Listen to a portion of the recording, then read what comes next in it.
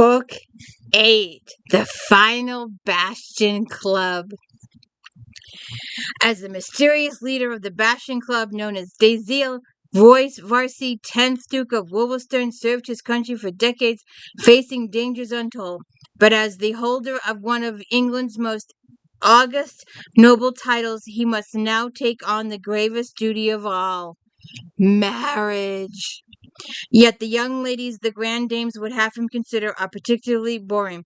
Far more tempting is his castle's willful and determinedly aloof chatelaine, Minerva Chesterton. Beneath her serene facade lies a woman of smoldering sensuality.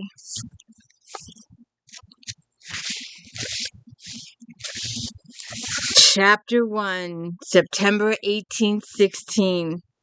It wasn't supposed to have been like this. Wrapped in his great coat, alone on the box seat of his excellently sprung coracle, Royce Henry Varisey, 10th Duke of Woverstone, turned the latest in the successions of post horses. He'd raced up the highway from London onto the minor road leading to Shepperton and Harbottle. The gently rounding hills of the Cheviot Hills gathered him in like a mother's arms. Wolverstone Castle, his childhood home and newly inherited principal estate, lay close by the village of ALLARDYCE beyond Harbottle.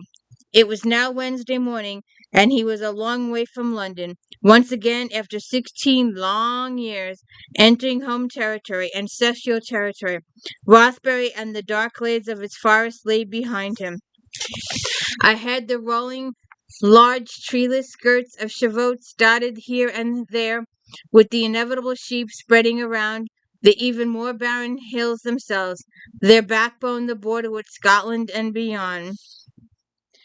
Certainly they'd remain a supremely powerful clan, their wealth augmented by their battlefield prowess and protected by their success in convincing successive sovereigns that such wily political ex-kingmakers were the best left alone, left to hold the middle march as they had since settling their elegantly shod Norman feet on English soil. His father had belonged to the old school of lordship, one that had included the majority of his peers. According to their creed, loyalty to either country or sovereign was a commodity to be traded and bought, something both crown and country had to place a suitable price upon before it was granted. More to dukes and earls of his father's ilk, country had an ambiguous meaning. As kings in their own domains, those domains were their primary concern, while realm possessed a more nebulous and distant existence, certainly a lesser claim on their honor. While Royce would allow that swearing fealty to the present monarchy, Mad King George, and his dissolute son, the Prince Regent, wasn't an attractive proposition. He held no equivocation over swearing allegiance and service to his country, to England.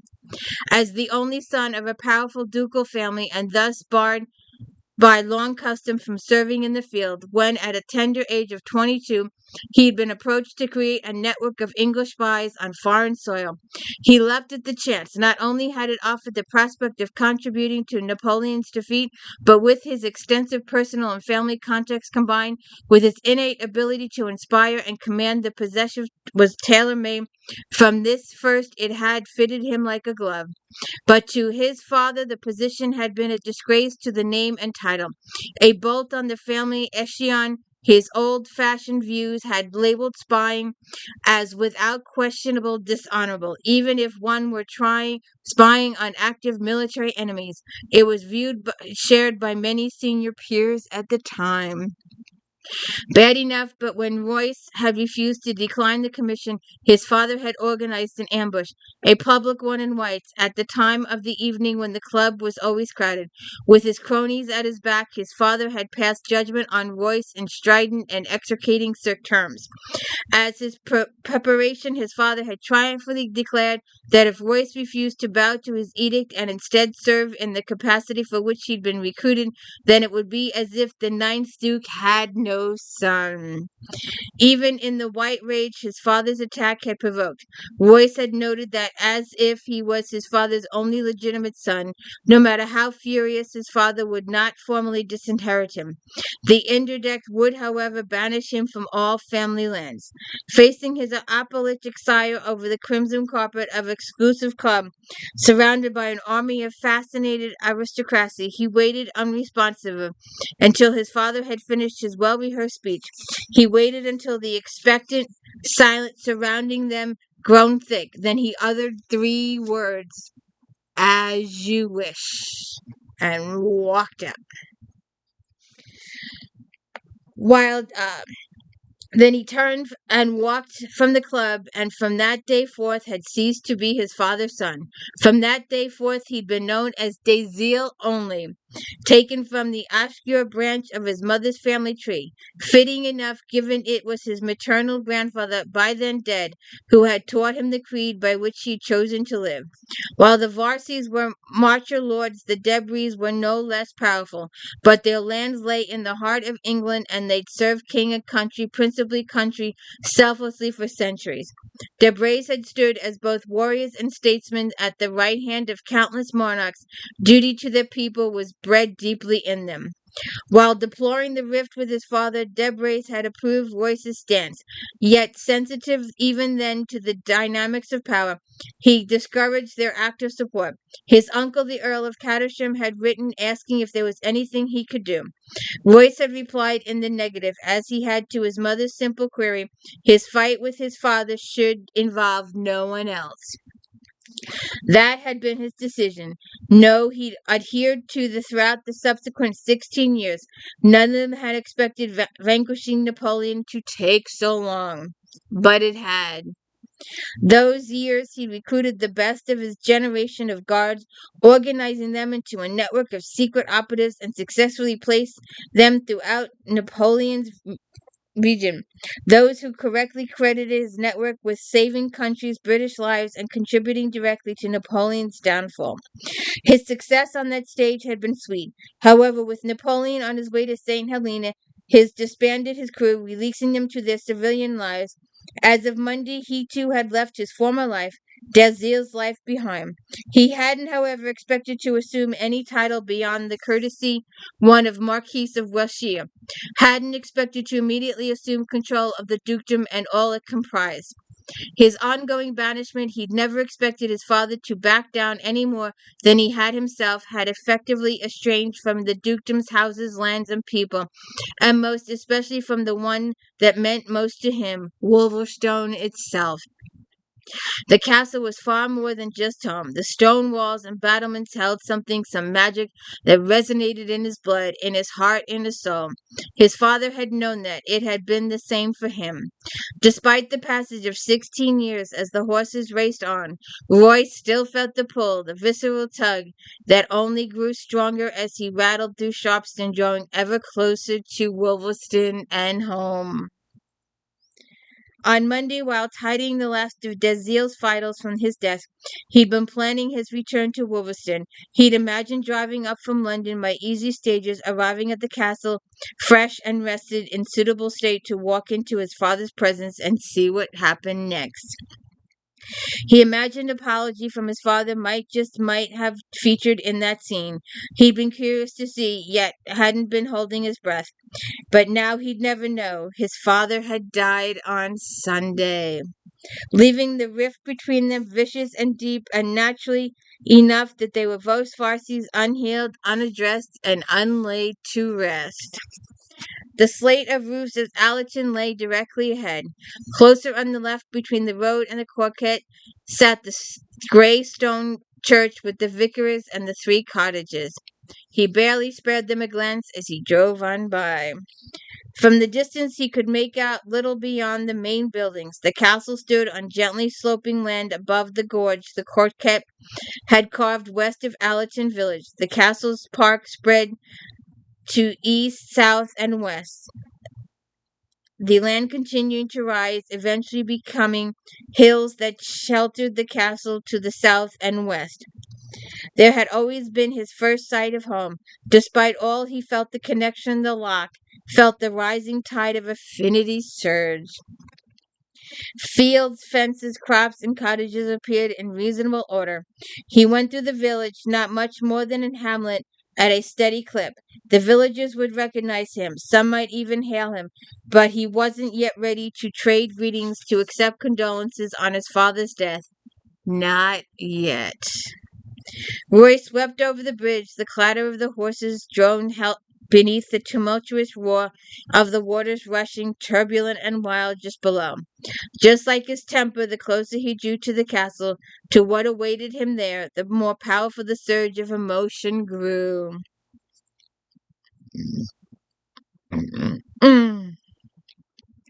He slowed the horses as they neared the forecourt, drinking in the gray stone, the heavy lintels, the deep recessed windows, diamond-paned and leaded to set in the thick walls. The front door lay within a high stone arch. It had originally been portcullis, not a door. The front hall beyond, with its arcing ceiling, originally a tunnel leading into the inner bailey. The front facade, which 3 stories high, had been formed from the castle's inner bailey wall. The outer bailey wall had been dismantled long ago, while the keep itself lay deep within the house. Letting the horses walk along the facade, Royce gave himself the moment, let emotion reign for just that while. Yet the indescribable joy of being home again was deeply shadowed, caught up, tangled in a web of darker feelings. Being this close to his father, to where his father should have been, but what was no longer was, only whetted the already razor-sharp edge of his restless, unforgiving anger. His father was gone. It wasn't supposed to be like this. 10 minutes later, he strode into the house via a side door, the one he'd always used. A few minutes in the stables hadn't helped his temper. The head stableman, Milbourne, hailed from long ago, had offered his condolences and welcomed him back. He acknowledged the well-meant words with a curt nod, left the post horses till Milbourne's care, then remembered and paused to tell him that Henry, Milbourne's nephew, would be arriving shortly with Royce's own pair. He wanted to ask who else of the long staff was still there, but hadn't. Milbourne hadn't looked too understanding, leaving him feeling exposed. Not a feeling he liked. He spent the last 48 hours alone, had just arrived and now needed to be alone again, to absorb, in some way subdue, the unexpectedly intense feelings returning like this had stirred. He needed to quiet his restless temper and leash it more firmly. The first floor gallery lay ahead. He took the stairs in a rush, stepped into the gallery, swung left toward the west tower, and collided with a woman. Smoke! Smoke! Where are you? She'll go meow. And I'll go, what? And she'll go meow. And I'll go, what? And she'll go meow. And I was like, fine. I get up and she'll be standing right behind me looking at me. Oh, no, that wasn't me. That wasn't me screaming my brains out. Smoke! Come over here. Yes, ma'am. Are you coming? Are you going to come up? Come here. Are you going to come up? Are you going to come up? And come here. I can't reach you. I can't reach you.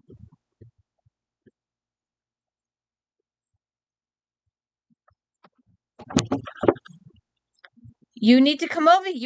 Come over here. Come here. Come here. Okay. So what's all the screaming about? You're interrupting my story. He just ran into a female. You want to go up? Go up. All right, let's get going back here. My pal. Put my glasses back on. She interrupted the story just as he ran into the female.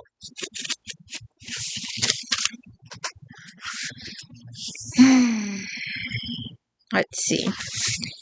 He heard her grasp, sensing her stumbling, and caught her, closed his hands above her shoulders and steadied her, and held her, and looked at her. His gaze locked on her eyes, wide and flaring, rich brown with golden flecks, framed by lush brown lashes. Her long hair was lustrous wheat gold, wound and anchored high on her head. She'd taken him unawares. He hadn't had the slightest inkling she'd be there, gliding along the thick runner, muffling her footsteps. He'd patently shocked her wide eyes and parted lips, said she hadn't heard him on the stairs either. He'd probably been moving silently as he habitually did. She staggered back, an inch separated his hard body from her much softer one. He knew it was soft, had held her ripe figure imprinted down the front of him, seared on his senses in that instant of fleeting contact. On a rational level, he wondered how a lady of her type came to be wandering these halls, while on a more primitive plane he battled the urge to sweep her up, carry her into his room, and ease the sudden, shocking, intense ache in his groin. I saw that look. I saw that look, Miss Smokey.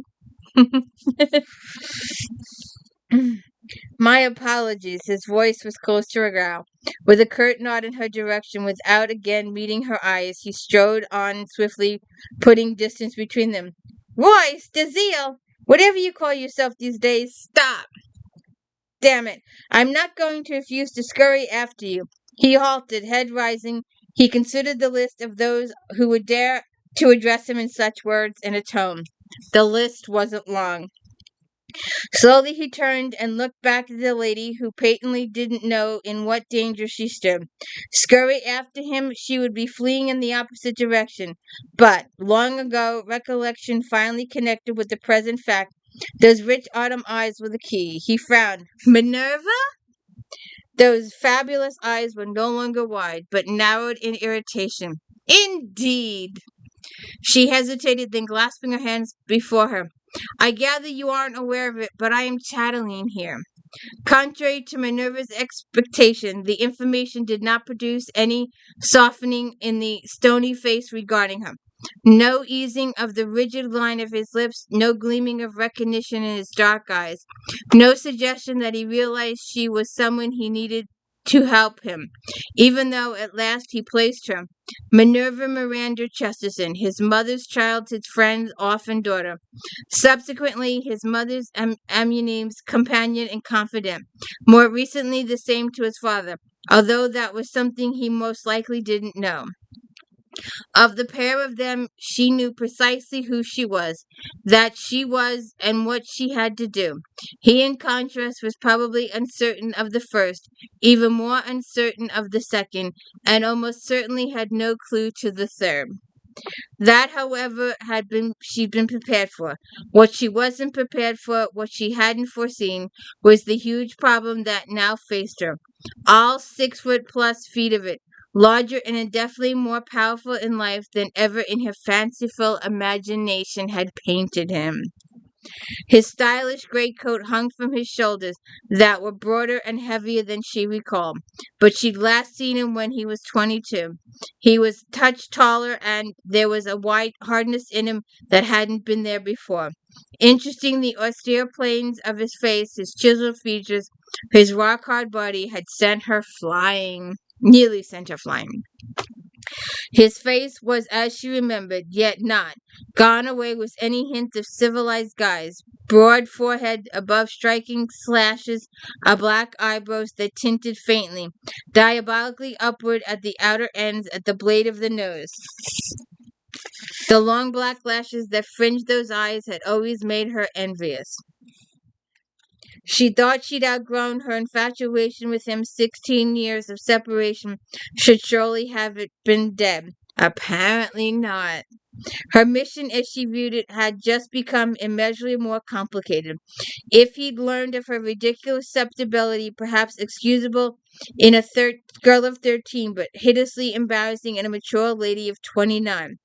He'd use the knowledge ruthlessly to stop her from pressuring him into doing anything he didn't wish to do. At that moment, the only positive aspect to the situation was that she'd been able to disguise her reaction to him as understandable surprise. Henceforth, she would need to continue to hide that reaction from him. Simple was one thing that wasn't going to be. Varsies as bred were difficult, but she'd been surrounded by them from the age of 6, had learned how to manage them, all except this Varsie. Oh, this was not good.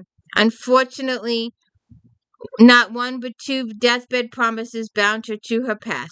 She cleared her throat, tried hard to clear her head of the disconcerting distraction of her still jangling senses. I didn't expect you so early, but I'm glad you made such good time.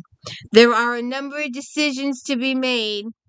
He shifted away, then restlessly turned back to her. I dare say, but at present I need to wash off the dust. I take it you're in charge? Yes, and I'll come and find you in an hour. Very well, but your room's not that way. He halted once again, stood facing away from the space of 3 heartbeats, then slowly turned and looked at her. The keep hasn't rotated in all the centuries since it was built. His voice had lowered, but his dictation had logged nothing of its lethal edge. If anything, that sharpened, which means the west tower lies around the gallery. The west tower lies that way, but your room is no longer there. Tension rippled through him. The muscle in his side of the jaw tightened. His voice, when he spoke, and lowered to a warning growl. Where are my things? In the ducal apartments, in the central part of the keep, facing south. She didn't bother telling him what he already knew. She stepped back just far enough to wave him to join her, as greatly daring. She turned her back on him and started strolling further into the keep. You're the Duke now, and those are your rooms. The staff have slaved to have everything in readiness there, and the west tower has been converted into a guest chamber. And before you ask, she heard him reluctantly follow her, his longer legs closing the distance in a few strides. Everything that was in the west tower is now in the Duke's rooms, including, I might add, all your military spheres. I had to move every single one myself. The maids and even the footmen refused to touch them for fear they'd fall apart in their hands. He'd amassed an exquisite collection of astrological fears within fears. She'd hoped mention of them would encourage him to accept the necessary relocation. After a moment of pacing beside her, he said, My sisters? Your father passed away on Sunday, a little before noon.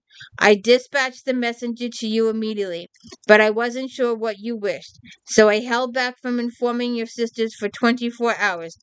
You were the furthest away, but we needed you here first. I expected they'll arrive tomorrow. Thank you. I appreciate the chance to find my feet before having to deal with them. Which, of course, was why she done it. I sent a letter with the messenger to you for Collier, and Whitcomb. I sent it with a covering letter for me, asking them to attend me here, with the will at the earliest opportunity, which means they'll arrive tomorrow, too late afternoon, most likely. Indeed. Jeffers will have brought up your bags if you need anything else. I'll ring. Who's the butler here these days? She always wondered if he had anyone in the house feeling him information. Obviously not. Redford the younger, old Redford's nephew. He was the under butler before. I remember him. The door to the Duke apartments opened. Clinging to her Chatelaine garter, she halted beside it. I'll join you in the study in an hour. Is the study in the same place? It hasn't moved, she says. That's something, I suppose. She inclined her head, was about to turn away, when she noticed that his hand had closed around the doorknob, but hadn't turned it. If it makes any difference, it's been over a decade since your father used this room. That got her a frowning look. Which room did he use? He moved to the East Tower room. It remained untouched since he died. When did he move out of here? It wasn't her place to hide the truth. 16 years ago, when he returned from London after banishing you. I'll see you in the study in an hour, he says, and walked into the room. Royce halted just inside the Duke's apartment. Shutting the door, he looked around. Decades had passed since he last seen the room, but little had changed. The upholstery was new, but the furniture was the same. All heavy polished oak, glowing with rich golden patina, the edges surrounded by age. He circled the sitting room, running his fingers over the polished tops of sideboards and the curved backs of chairs, then went into the bedroom, large and spacious, with a glorious view south over the gardens and lake to the distant hills. He was standing before a wide window drinking in the view when a tap on the outer door had him turning. He raised his voice. Come. The footman he'd seen earlier appeared in the doorway from the sitting room carrying a huge china urn. Hot water, Your Grace. He nodded, then watched as the man crossed the room and went through the door into the dressing chamber and the bathing chamber. Your pardon, Your Grace, but would you like me to unpack your things? No. Royce looked at the man. He was average in every height, build, age, character. That's not enough to bother with. Jeffers, is that right? Indeed, Your Grace. I was the late Duke's footman. My man Trevor will be arriving shortly, most likely tomorrow. He's a Londoner, but he's been with me for a long time. Although he has been here before, he'll need to remember his way. I'll be happy to keep an eye out for him and assist in whatever way I can, Your Grace. Good, you may go. When he heard the outer door click shut, he quieted the window and headed for the dressing room. He stripped, then washed, drying himself with linen towel left ready on the washstand. He tried to think. He should be making mental lists of all he had to do, juggling the order in which to do them, but all he seemed able to do was feel. He went to his dresser. His bag contained a complete set of fresh clothes: shirt, cravat, waistcoat, trousers, stocking, shoes. He donned them and immediately felt better to deal with the challenges that waited beyond the door. Minerva, his chatelaine, had been right. Not only were these rooms appropriate, given he was now the Duke, the atmosphere felt right. He had a sneaking suspicion his old room wouldn't have fitted him anymore. He certainly appreciated the greater space and the views. At present, however, restful yet interesting could not sate his need. As he gazed to the crimson and gold silk bedspread, he took on the crimson sheets, and his mind supplied a vision of his chatelaine beneath him there, naked. Ah. Being his mother's protege and thus under his father's protection too, would have placed her off limits to him, except that both his father and mother were now dead, and she was still here in the household, an established spinster of his class, and she was 29. With their circles, by anyone's assessment, she was now fair game, except while he developed an immediate and intense lust for her, she'd shown no sign whatever that she returned his interest. Yeah, she's got him fooled. Her heart's spitting out of her chest. She's lusting after him too, but she's hiding it well. Given his temper was so restlessly aroused and desperately seeking an outlet, he wasn't surprised it had immediately fixed on the first attractive woman to cross his path, transmuting in a heartbeat to a driving, lustful passion. What he was surprised by was the intensity, the incredible clarity with which his every sense, every fiber's being had locked on her. He glanced at the clock on the mantelpiece. 40 minutes had passed. Time to go to the study and settle in before she arrived to speak with him. He would need a few minutes to grow accustomed to occupying the chair behind his father's desk. Walking into the sitting room, he looked up and saw his armorial spears lined up along the mantelpiece opposite, the mirror behind them creating a perfect showcase. The sight drew him across the room, scanning the collection, fingers idly stroking long-forgotten friends. He halted before one, his finger stilling on a gold-plated curve as memories of his father presenting it to him on his 18th birthday. The maids had even the footmen refused to touch them, for they'd fear they'd fall apart. He remembered her words, what she said. Halting, he looked closer, but he'd been right. Each fear hadn't just been dusted. Every single one had been lovingly polished. He glanced back along the line of fears. Then he turned and walked to the door to go meet Minerva in the study. What's gonna happen? Are they gonna get together? Is she gonna relent? Are there other women that gonna come into his life? Are his sisters going to do anything to him? Is there anything with his career gonna come up? His job? Because he's not over yet. He's got another thing coming. He's got another mission with the Black Cobra group. He's also got to reveal to his fellow workers who he is. He's been hiding his identity from them from a really long time. So we've done all 8 Bastion Club books, and these are your Bastion Club members. The lighting here is horrible, sorry. So those are your Bastion Club members. So this was book 1. And they're backwards. Just fell on the floor. Book 2. Book 3.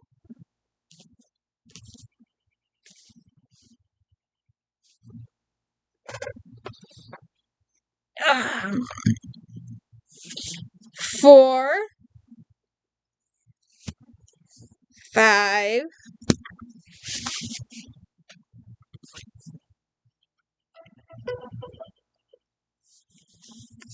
6.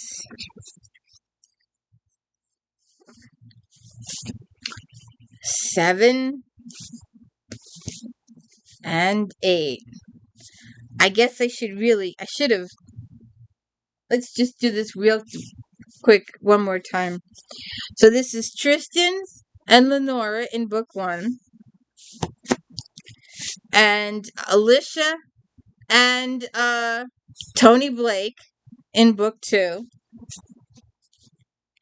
And Charles St. Austell and Penny in book 3. And Jack Baron WARNEFLEET and Lady Clarisse Atwood for book 4. Book 5 is DEVERELL, Viscount Paigntон, and Phoebe Mallison's book. And Christian ALLARDYCE, Marquise of DEARNE, and Letitia's book. Oh, we did it out of order. This one comes first. This is 6. Gervase, TREGARTH, and Madeline's book. And then Christian's and Letitia's book. And we end with DEVERELL's book. And next week, we're going to start a short series. There's only 4 books in it. And then we're going to curve on back to the Sinsters. I think the Buccaneers actually coming next. But we're going to do the Untamed Bride and the Elusive Bride and the Brazen Bride and the Reckless Bride. And these are the Black Cobra books. And what's amazing with these and the Buccaneer group's books is that they take place at the same time. The 4 men go off in 4 different directions. And if something is happening on Monday in book 1, then it's got to happen on Monday in book 2. And it's got to happen on Monday in book 3. And it's also got to happen on Monday in book 4. And what's really remarkable in all that is the Buccaneer books. I think the Buccaneer books are the best books she's ever written and the most complicated books she's ever written. They deserve 25 stars. They're that good. They're that intricately woven into the whole series. It's after that her writing declines horrifically. We waited literally 20 years, and I was massively happy that I had lived 20 years and she had lived 20 years to write the said book that we were waiting for. And it was the worst book she'd ever written in her career. I can't tell you how many fans said the exact same thing and agreed with me. But that was after she wrote the Black Cobra group, the quartet, and the Buccaneers. The Buccaneers, I mean, that the intricacy of all those books must have taken painstakingly to construct them. Because if it's got to happen on Monday in this one, it's got to happen on Monday in this one. And the characters interact from book. If A and B are interacting on Monday, then B and A got to interact on Monday too. And it's just amazing how she did all that. So, if you could please hit the like and subscribe, I would really appreciate it. And we'll see you next week with the Untamed Bride.